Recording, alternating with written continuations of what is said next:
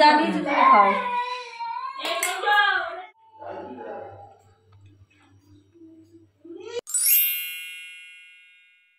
High, কেমন আছো সবাই? তো এর আগের একটা শর্ট ভিডিওতে আমি তোমাদের বলেছিলাম মোমোর রেসিপিটা লং ভিডিওতে দেখাবো।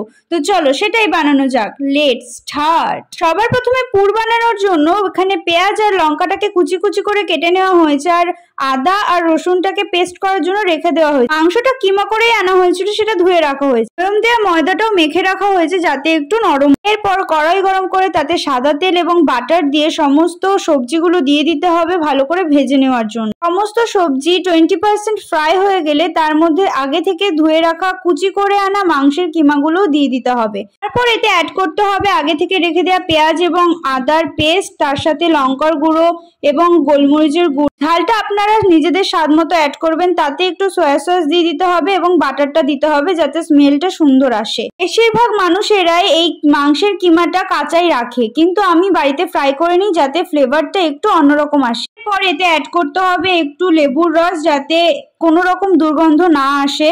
পাশ থেকে তেল ছাড়লে বুঝতে হবে এটা ফ্রাই করা হয়ে গেছে। এরপর স্যুপের জন্য আপনাদের পছন্দ মতো সবজি কেটে নেবেন।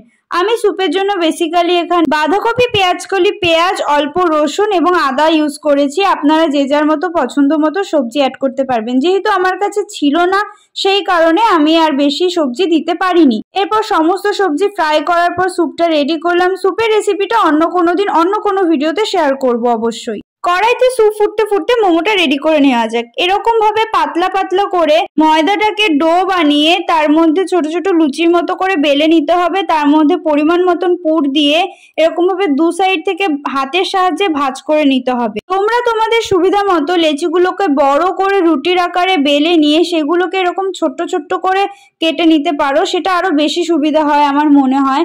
চলো দেখা যাক, আরো আরেকটা তোমাদের দেখিয়ে দিই কিভাবে ভরতে হয়। ছোট্ট ছোট্ট এরকম লেচি নিতে হবে, তার মধ্যে পুরগুলোকে ভরে হাতের সাহায্যে দুই দিকটা ভাঁজ করে এরকম ভাবে ভাঁজ করে নিতে হবে।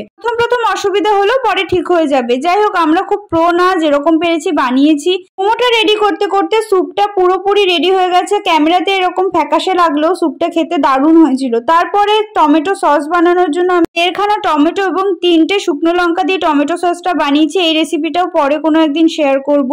এরপরই মেন পার্ট, মোমো স্টিমার ছাড়া কিভাবে স্টিম মোমো বানাবো সেটাই দেখাবো। এরকম একটা ফুটো ফুটো থালা নিয়ে সাদা তেল বা বাটার ব্রাশ করে তার উপর মোমোগুলো রেখে দিতে হবে এবং অন্য একটা পাত্রে জল গরম করে জল ফুটতে দিতে হবে। তার উপর এই মোমোর প্লেটটা দিয়ে ঢাকা দিয়ে 15 মিনিট মতন ভাপে রাখতে হবে।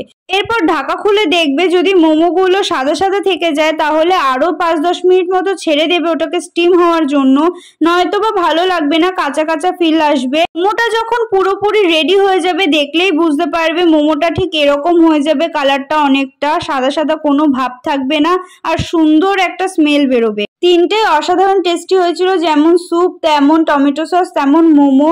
পরে কোনো একদিন আমি আমার টাইপের স্যুপের রেসিপি শেয়ার করবো। চলো আজকের মতন টাটা, দেখা হচ্ছে নেক্সট ভিডিওতে। বাই।